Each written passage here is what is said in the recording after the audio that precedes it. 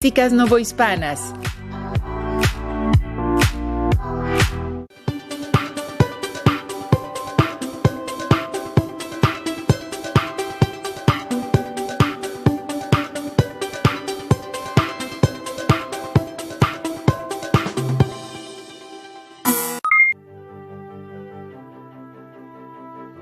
¿Qué tal, alumnos y alumnas de tercer grado de secundaria?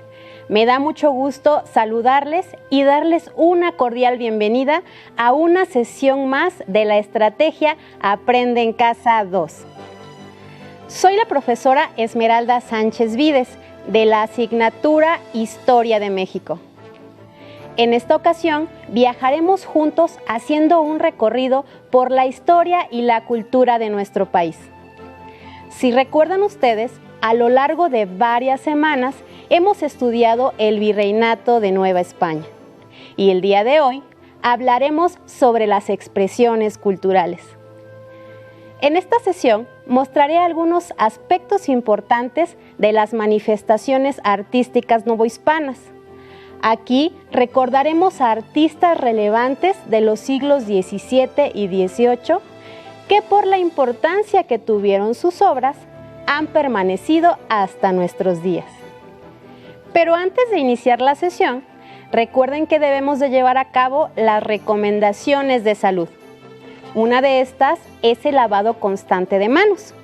Otra es guardar su sana distancia y una más es el uso correcto de cubrebocas para evitar contagiarnos de COVID-19, porque al cuidarnos a nosotros mismos, cuidamos a los demás.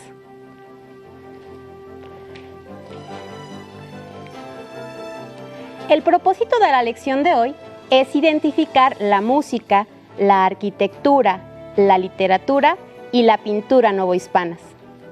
Deben recordar que el Virreinato de Nueva España se distinguió por sus importantes creaciones y manifestaciones artísticas, algo muy propio del periodo novohispano. Estuvo marcado por elementos únicos y originales. Las manifestaciones artísticas que vamos a trabajar a lo largo de esta sesión son la música, la arquitectura, la pintura y la literatura. Las cuatro tuvieron un enfoque predominantemente religioso y por tanto se plasmaron dentro de las iglesias y conventos. De ellas queremos empezar y destacar la literatura, representada por la obra de Sor Juana Inés de la Cruz, una de las más grandes escritoras de la literatura española en toda su historia. ¿Se han preguntado cuáles son las obras artísticas del Virreinato que se conservan hasta nuestros días? Para iniciar nuestro trabajo, les recomiendo tener preparada su libreta de apuntes, un bolígrafo para tomar notas y su libro de texto. Como lo mencioné antes, una de las más reconocidas poetisas dentro de la literatura barroca del siglo XVII es Sor Juana Inés de la Cruz, popularmente conocida como la 10ª Musa. A continuación, les leeré un poema que todos en algún momento hemos escuchado y se titula Redondillas. Hombres necios que acusáis a la mujer sin razón, sin ver que sois la ocasión de lo mismo que culpáis. Si con ansia sin igual solicitáis su desdén, ¿por qué queréis que obren bien si las incitáis al mal? Combatís su resistencia y luego, con gravedad, decís que fue liviandad lo que hizo la diligencia. Parecer quiere el denuedo de vuestro parecer loco, al niño que pone el coco y luego le tiene miedo. Queréis, con presunción necia, hallar a la que buscáis, para pretendida Tais y en posesión Lucrecia. ¿Qué humor puede ser más raro que el que, falto de consejo, él mismo empaña el espejo y siente que no esté claro? Con el favor y el desdén tenéis condición igual, quejándoos si os tratan mal, burlándoos si os quieren bien. Opinión, ninguna gana, pues la que más se recata, si no os admite, es ingrata, y si os admite, es liviana. Siempre tan necios andáis, que, con desigual nivel, a una culpáis por cruel y a otra por fácil culpáis. Pues ¿cómo ha de estar templada la que vuestro amor pretende, si la que es ingrata ofende y la que es fácil enfada? Mas entre el enfado y la pena que vuestro gusto refiere, bien haya la que no os quiere y quejaos enhorabuena. Dan vuestras amantes penas a sus libertades alas, y después de hacerlas malas, las queréis hallar muy buenas. ¿Cuál mayor culpa ha tenido en una pasión errada? ¿La que cae de rogada o el que ruega decaído? ¿O cuál es de más culpar, aunque cualquiera mal haga? ¿La que peca por la paga o el que paga por pecar? Pues, ¿para qué os espantáis de la culpa que tenéis? Queredlas cuad las hacéis, o hacedlas cuad las buscáis. Dejad de solicitar, y después, con más razón, acusaréis la afición de la que os fuere a rogar. Bien, con muchas armas fundo, que lidia vuestra arrogancia, pues en promesa e instancia juntáis diablo, carne y mundo. ¿Habían escuchado completo este bellísimo poema de Sor Juana Inés de la Cruz? Tal vez solo habían escuchado o leído la primera estrofa. Les invito a reflexionar con las siguientes interrogantes. ¿Qué temática se aborda en el poema y a quién creen que está dirigido?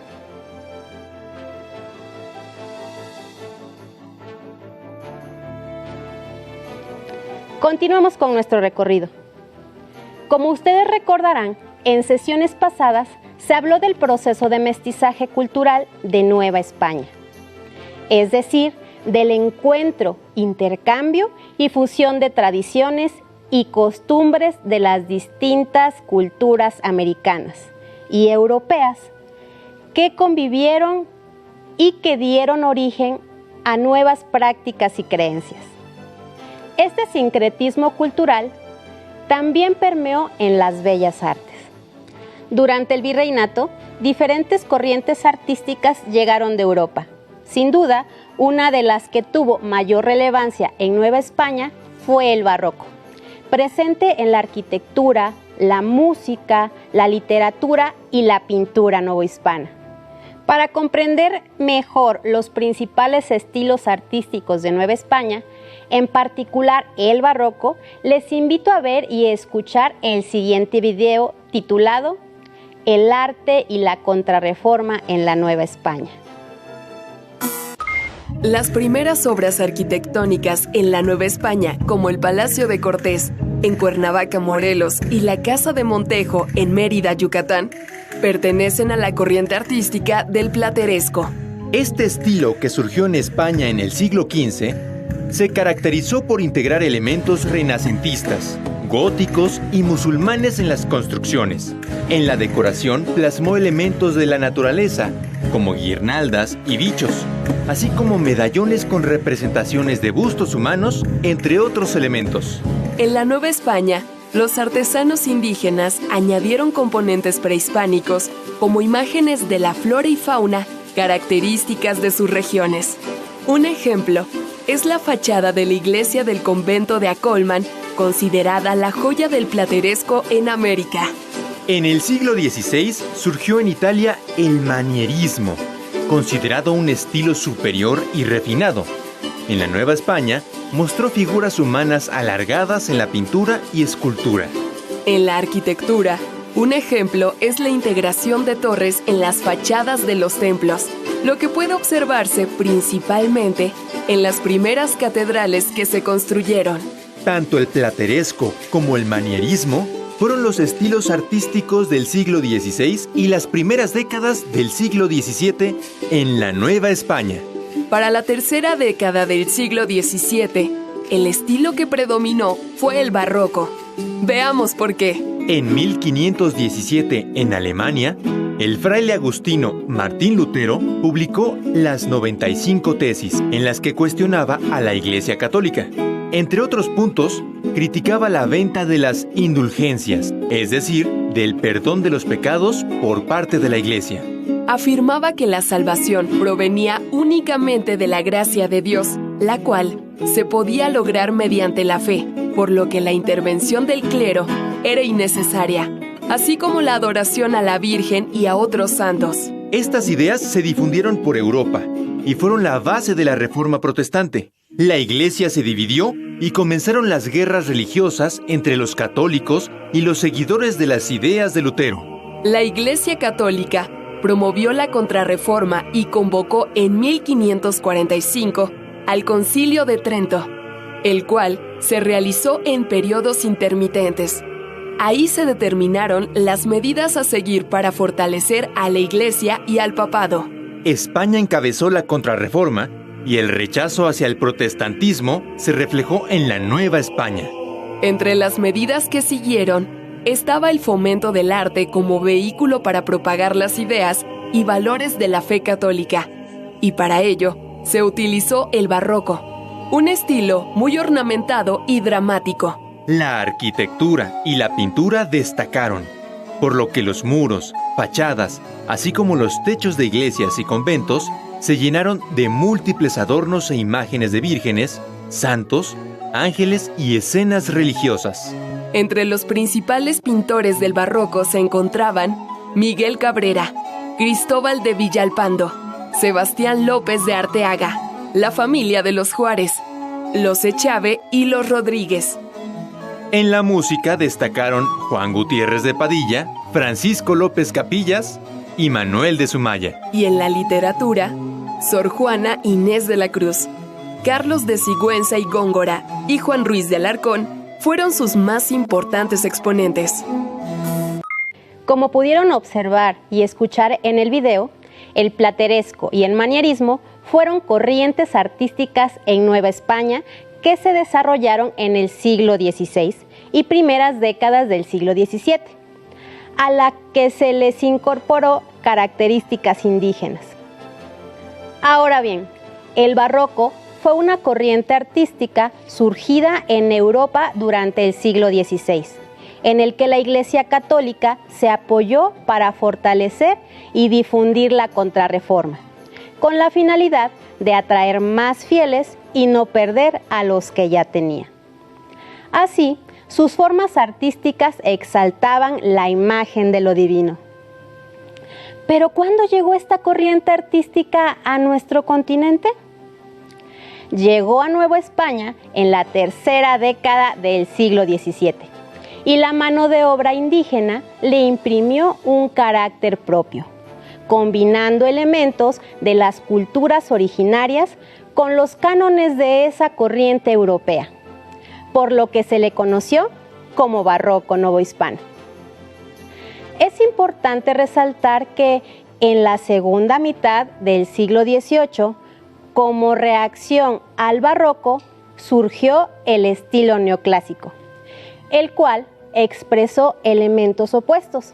Tenía como base la renovación de los valores filosóficos y estéticos de la antigüedad clásica y el culto a la razón.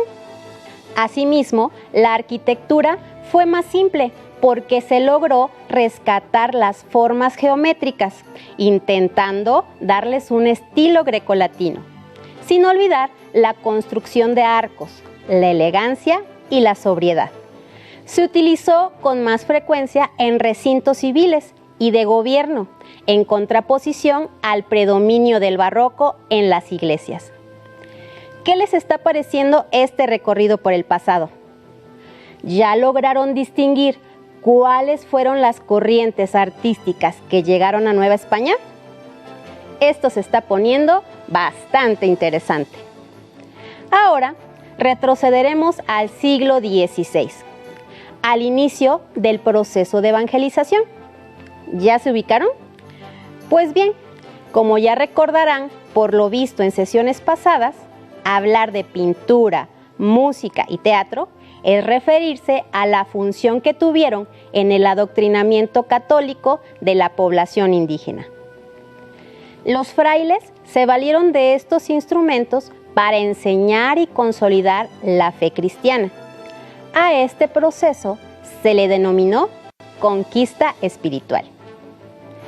El hecho de que las culturas indígenas contaran con una importante tradición religiosa combinada con expresiones artísticas fue utilizado por los frailes para facilitar la conversión al catolicismo. Las manifestaciones artísticas representaron o interpretaron diversos pasajes bíblicos y personajes religiosos.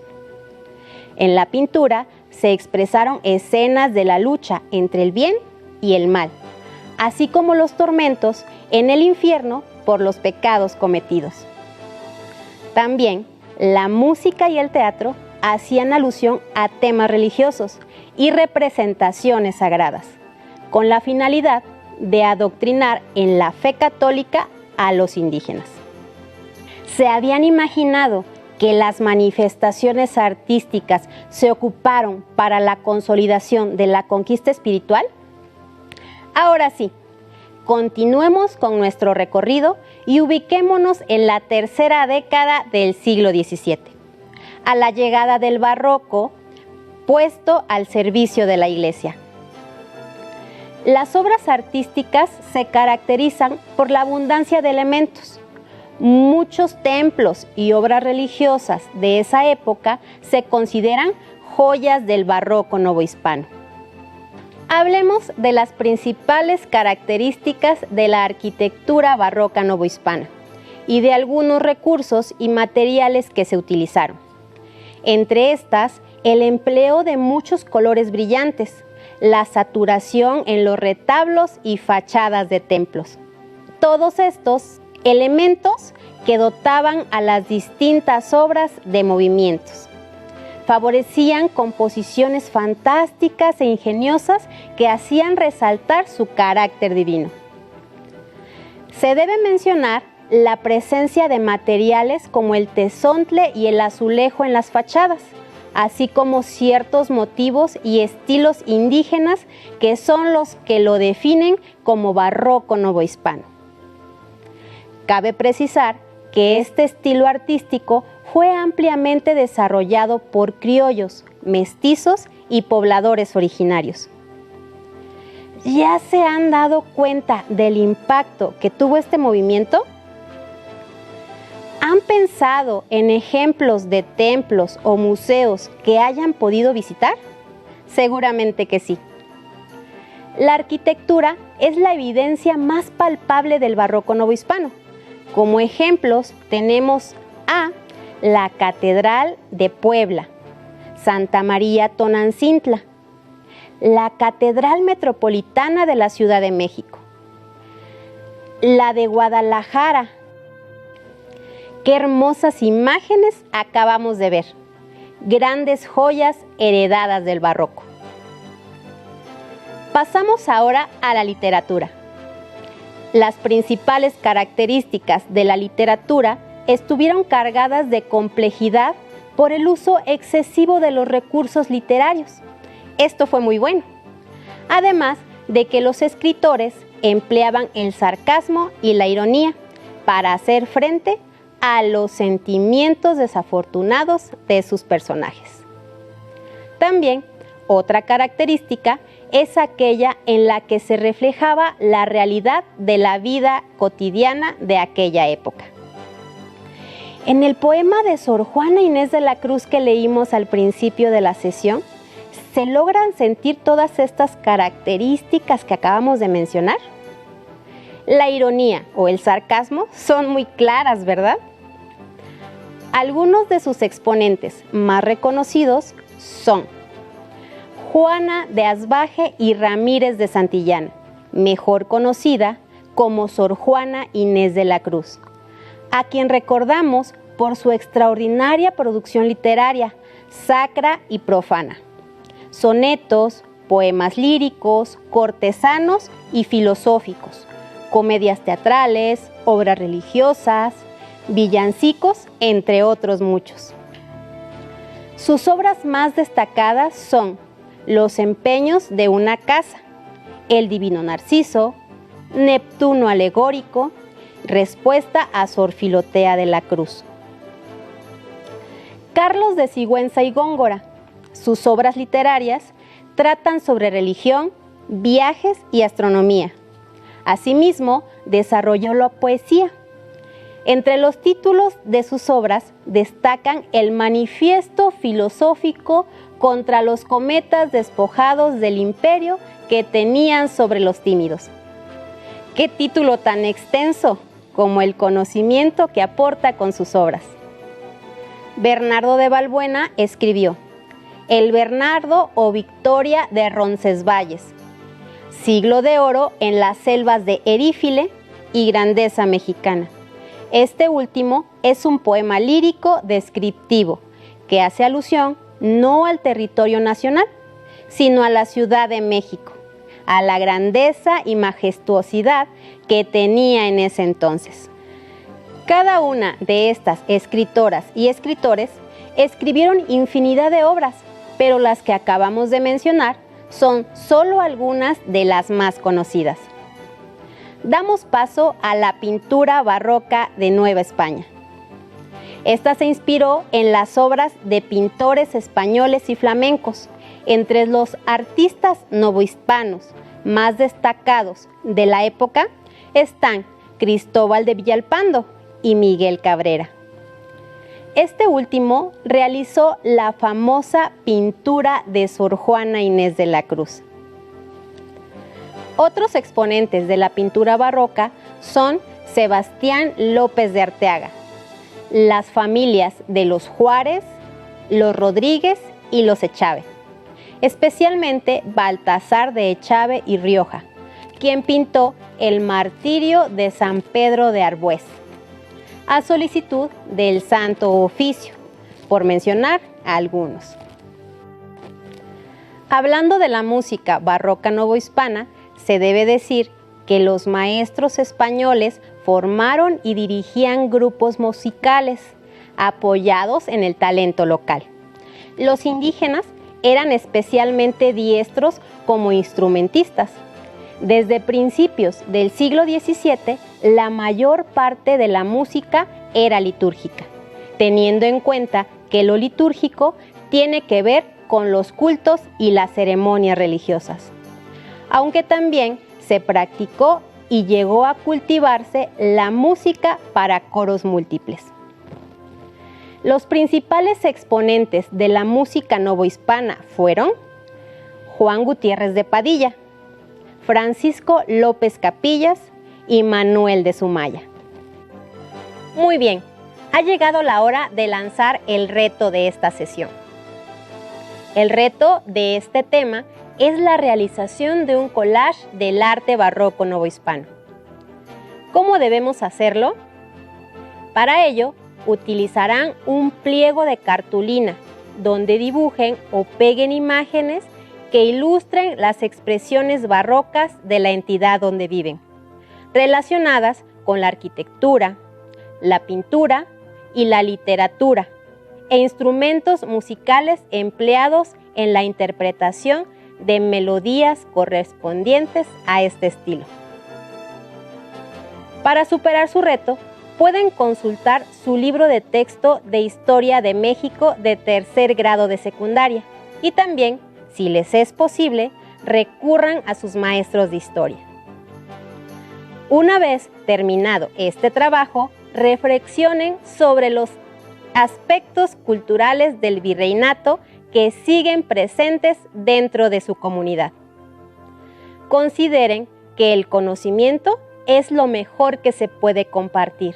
Por ello, pregúntenles a sus familiares sobre el tema.